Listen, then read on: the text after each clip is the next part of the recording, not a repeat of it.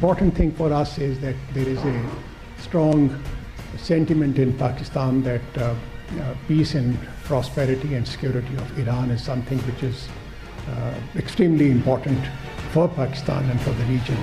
And we have very strong reason to believe that Iran is also motivated by the same sentiment that exists in Pakistan. We need to put on fast track all those agreements and understandings that we have reached to address our common challenge related to terrorism in deterrent spirit. पाक Iran ताल्लुकात बहाल, तिजारत के फ़रोग़ के लिए border फौरी खोलने का फैसला। पाकिस्तान और ईरान आला सतह का कमीशन कायम करेंगे। दहशतगर्दी से मुतालिक एक दूसरे के खदशात दूर किए जाएंगे। पाक ईरान वज़ीर ख़ारिजा मुलाकात में अहम फैसले। मुश्तरका प्रेस ब्रीफिंग में निगरान वज़ीर ख़ारिजा जलील अब्बास जिलानी बोले, रियासत की खुद मुख्तारी और एहतराम ज़रूरी है। दहशतगर्दी दोनों ममालिक का मुश्तरका मसला है। ईरान के साथ जो गलत फहमी थी उस पर काबू पा लिया गया है। ईरानी वज़ीर ख़ारिजा हुसैन अमीर कहते हैं, ईरान पाकिस्तान की सलामती और खुद मुख्तारी का एहतराम करता है। माजी में दोनों ममालिक के दरमियान कभी इलाकाई तनाज़ा नहीं रहा। पाकिस्तान और ईरान के दरमियान दहशतगर्दों को मौका नहीं देंगे।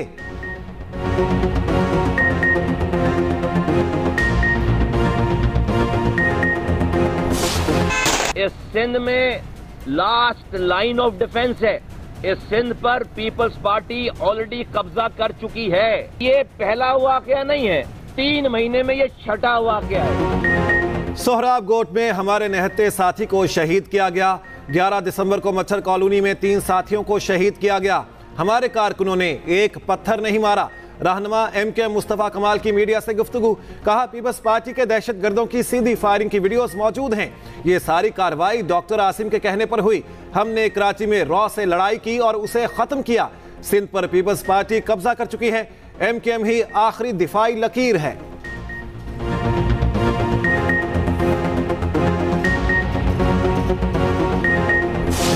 मैं तो अपने कारकुनों को कह सकता हूँ, अहदेदारों को कह सकता हूँ कि भाई ना करें, लेकिन अगर बाकी जमातें ये करेंगी जो पिछले एक हफ्ते से 10 दिन से शहर के अंदर हो रहा है, तो इसको रोकना मेरा काम नहीं है। हमने तो मुतालबा किया है इलेक्शन कमीशन से, हमने मुतालबा किया है हुकूमत से, हमने मुतालबा किया है लॉ इन्फोर्समेंट एजेंसी से कि खुदा के लिए जो लोग कर रहे हैं उनके खिलाफ कार्रवाई करें, उनके खिलाफ एक्शन लें। आप नहीं लेंगे, ये आज़ादी के साथ ये हरकतें करते रहेंगे जिस तरह माजी में हुआ है, तो ये हालात ठीक नहीं होंगे। पीपल्स पार्टी का नासिमाबाद वाक़े की अदालती तहकीकात कराने का मुतालबा। रहनुमा पीपल्स पार्टी सईद गनी कहते हैं कि पीपल्स पार्टी के कारकुनान मुलविस हुए तो हम जिम्मेदार हैं।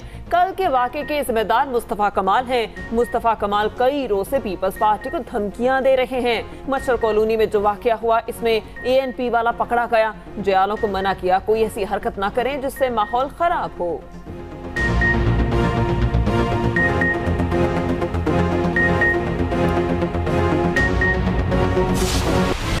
कराची 3 तलवार पर पुलिस और PTI कारकुनों में तसादुम का मुकदमा दर्ज। दहशतगर्दी, हंगामा आराई, तोड़ फोड़, इक़दाम कत्ल और दीगर दफात शामिल। सरकार की मुद्दत में दर्ज मुकदमे के मुताबिक 131 से ज़ायद अफराद ने सोशल मीडिया पर लोगों को उकसाया। शहर के मुख्तलिफ इलाकों से कारकुन रैलियों की शक्ल में 3 तलवार पर जमा हुए।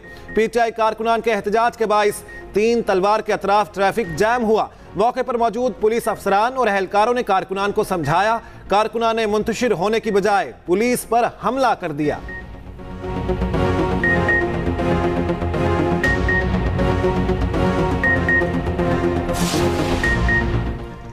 सुप्रीम कोर्ट का सहाफियों के खिलाफ नोटिस फौरी वापस लेने का हुक्म। मामला सिर्फ तनकीद तक है तो किसी के खिलाफ कोई कार्रवाई ना की जाए। चीफ जस्टिस काजी फाइज ईसा का हुक्म। सहाफियों को हिरासा करने के खिलाफ खुद नोटिस केस में रिमार्क्स दिए। गालम गलोच गलत है लेकिन तनकीद पर मुमानत नहीं। किसी भी सहाफी या शहरी को तनकीद से नहीं रोक सकते। सुप्रीम कोर्ट पर तनकीद पर कोई मुकदमा नहीं होगा। हमें सच बोलना चाहिए। हमसे गलती हुई तो उंगली उठाएं। हम कब तक माजी की गलतियों को दोहराते रहेंगे? जिंदा कौमें अपनी गलती तस्लीम करती हैं। यहाँ मिट्टी पाओ निजाम चल रहा है। जब तक किसी को काबिल एहतसाब नहीं ठहराएंगे ऐसा होता ही रहेगा। केस की मजीद समाअत कल तक मुलतवी।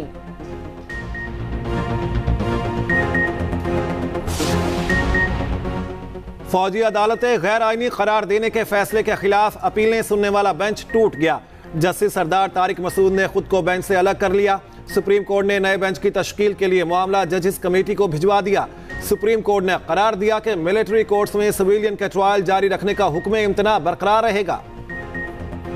यही तो हमने मंशूर में डाला कि एक मुल्क एक दस्तूर एक कानून, एक के लिए एक दूसरे के लिए दूसरों। हम नहीं एक्सेप्ट करते इस बात को कि हमारे राइट्स के मुताबिक हमारे साथ सलूक किया जा रहा है। बिल्कुल गैर आईनी गैर कानूनी तरीके से वो ट्रायल प्रोसीड किया जा रहा है। हमने अदलिया पे ही एतमाद करना है और कानून के इदारे और आईन के इदारे में रहते हुए ही अदलिया के पास जाना है रिलीफ के लिए।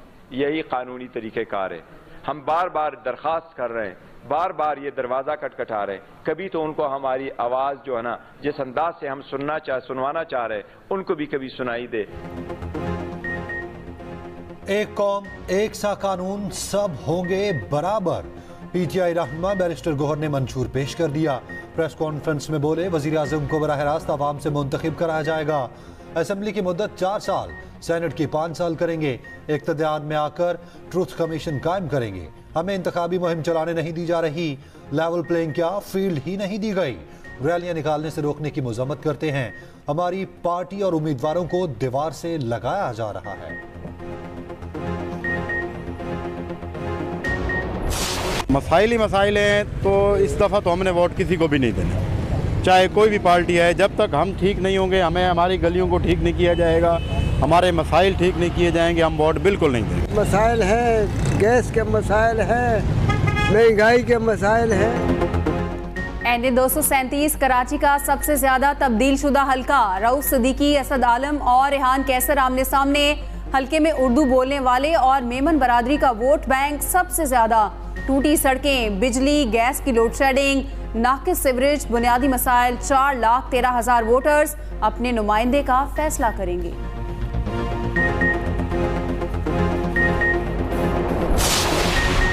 सस्ते इतवार बाजारों में कुछ भी सस्ता ना रहा।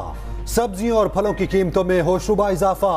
महंगाई की लहर में गिरा फरोश भी पूरा हिस्सा डालने लगे। प्याज 200 रुपए और टमाटर 100 रुपए फी किलो फरोख्त होने लगा। लहसुन 510 की बजाय 700 रुपए तक पहुंच गया। अदरक 500, भिंडी 450 से तजावुज कर गई। फल सरकारी कीमत से 50% ऊपर फरोख्त होने लगे। बांग्लादेशी अवाम ने मुल्क में भारतीय मुदाखलत मुस्तरद कर दी। बांग्लादेश में हिंदुस्तान के खिलाफ मुहिम इंडिया आउट ने जोर पकड़ लिया। भारतीय मसनूआत का बायकॉट, तजारती ताल्लुकात भी मुतासिर। बंगाली अवाम हालिया इलेक्शन में हसीना वाजिद की जीत को भी भारतीय मुदाखलत समझने हैं।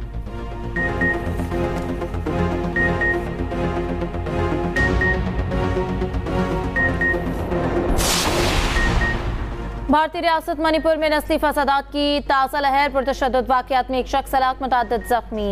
कोकी और मैती बरादरी में गुज़श्ता साल मई से झड़पें जारी हैं।